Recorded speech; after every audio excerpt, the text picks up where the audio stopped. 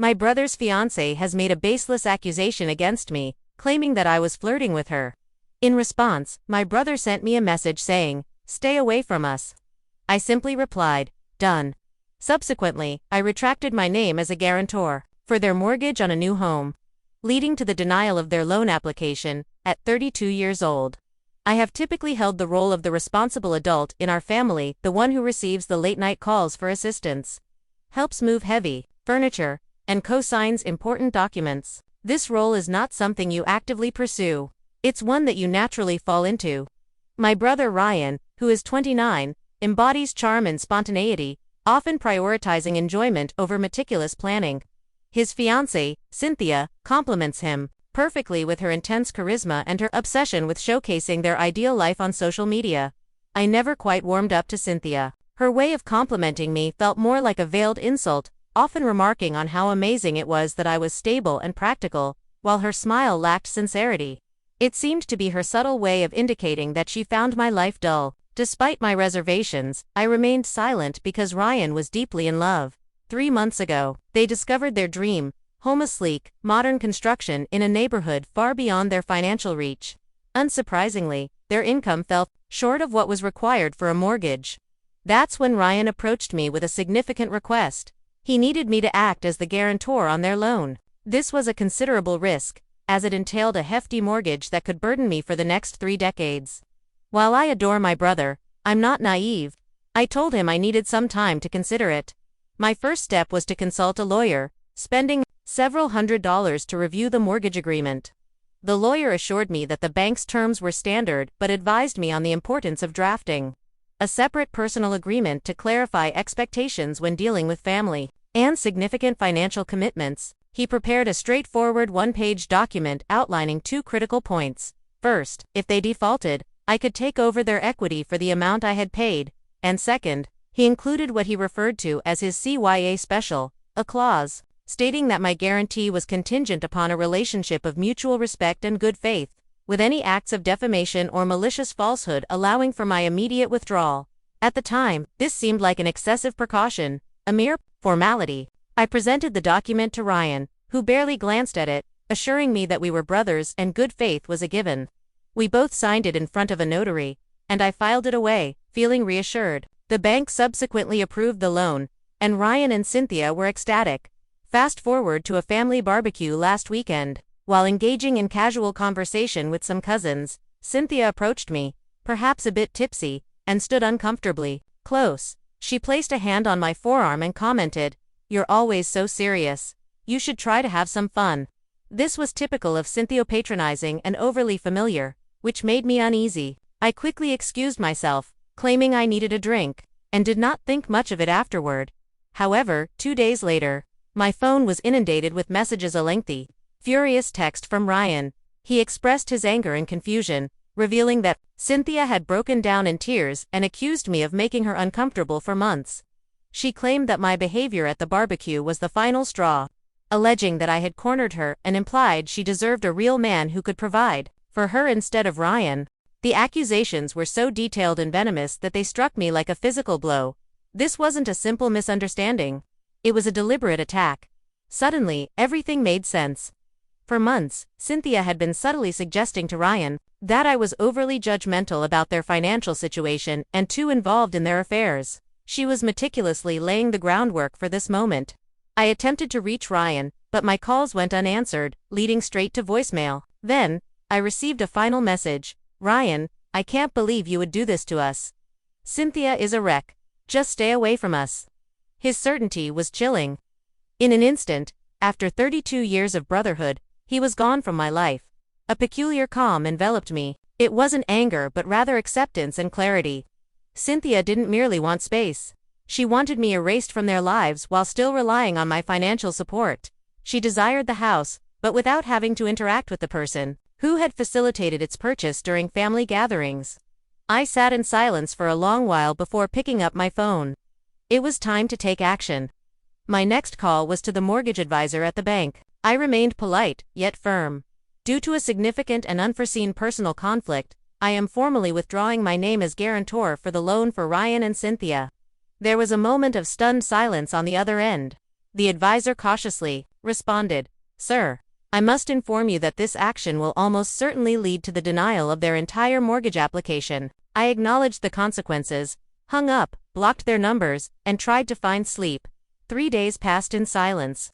I began to think that the next correspondence would be a formal notification from the bank. Instead, I was startled by frantic knocking at my front door at 10 p.m. Peering through the peephole, I recognized Ryan, looking worn and sleepless. I opened the door and waited silently. "What did you do?" he asked, his voice trembling as he rushed into my living room. "Exactly what you told me to do," I replied as I closed the door. "I'm staying away. The bank called. The loan is denied. They said you pulled out. You sabotaged the whole thing." "Why?" His lack of self-awareness was astonishing. "Are you serious, Ryan? You accused me of trying to steal your fiancée, told me to leave your life, and you can't understand why I'd remove a multi-thousand-dollar guarantee from under you." "That was personal," he said, pacing and running his hands through his hair. "Cynthia was upset. She's sensitive. Maybe she overreacted. You don't ruin someone's future over a disagreement." Disagreement? A disagreement is when we argue about who helps Dad clean the gutters. This was a character assassination, Ryan. You co-signed it without question. You believed her immediately. His phone buzzed, and he glanced at it, the screen illuminating with Cynthia's name. I could hear her frantic voice from a distance. "Is he fixing it? Tell him he must call them. Make him fix it." Ryan's expression hardened, the desperation replaced by a borrowed anger. "You have to call the bank," he insisted in a low, demanding tone. "Tell them it was a mistake, an emotional reaction. Fix it." "No." The word lingered heavily in the air between us. "What do you mean, no?" he sputtered, his voice rising. "I mean, no, the decision is final. I'm not a light switch, Ryan. You can't turn me on and off whenever you need something. You don't get to treat me like a monster and a bank in the same week. This is me detaching from your financial matters. This is me being done." For a fleeting moment, I saw the little brother I once knew. He appeared lost and terrified, but that look quickly faded, replaced by the man Cynthia was molding him into. "So, you're really going to let our dream die just like that? Out of spite? Your dream has become a nightmare for me. Ryan, you and Cynthia are the ones who set it ablaze. I'm merely walking away from the smoke." He left without uttering another word. The following morning, a call from my mom arrived on cue. "Ryan is devastated. Families are supposed to work through things." I anticipated the guilt trip, but something within me had hardened. The only unexpected consequence was the toll it took on my girlfriend, Laura. She had been my unwavering support throughout this ordeal, furious on my behalf, yet she was also hurting. Being friends with Ryan, she now faced inquiries from mutual acquaintances, people who had only heard Cynthia's distorted version of events, asking if she felt safe with me. My clear, logical decision had resulted in a complicated emotional fallout, and that was the hardest part to bear. The family pressure campaign dissipated faster than I had expected. After one long, exhausting conversation with my parents, I stated that Ryan had chosen a lie over his brother. And until he could acknowledge that, my relationship with him financially or otherwise was over. They weren't pleased, but they recognized the finality in my tone. However, Cynthia was just beginning her campaign. Cynthia launched a comprehensive smear campaign, weaving a narrative to friends and family that painted me as a jealous and erratic individual. In her retelling, she emerged as the victim, while Ryan stood as her valiant protector, and I was cast as the bitter, unstable brother who sabotaged their dream of homeownership simply to punish them for their happiness. She executed this ploy with remarkable skill, and it was disheartening to see how many people believed her version of events. Things escalated quickly. A week ago, I received a certified letter from a law firm, which sent my stomach plummeting. The letter was aggressive, demanding that I immediately reinstate my guarantee. It accused me of maliciously withdrawing my support, labeling it as tortious interference with their building contract. The correspondence threatened legal action if I did not comply, seeking to recover their lost deposit and claim significant emotional damages. For an entire day, I was gripped by quiet panic, realizing that they were genuinely attempting to sue me. My decisive actions were about to be dragged into a legal quagmire, something I had never anticipated. Sitting in my car after work, I read the letter for the 10th time, feeling utterly drained. The anger I had felt earlier faded, replaced by a profound sadness. For a fleeting moment, I contemplated giving in and calling the bank just to silence the chaos. That's when Laura found me.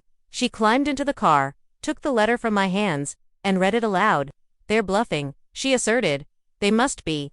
People can't slander you and then sue you for not providing money." Did they share the whole story with their lawyer? Her question cleared my foggy mind. Of course, they hadn't.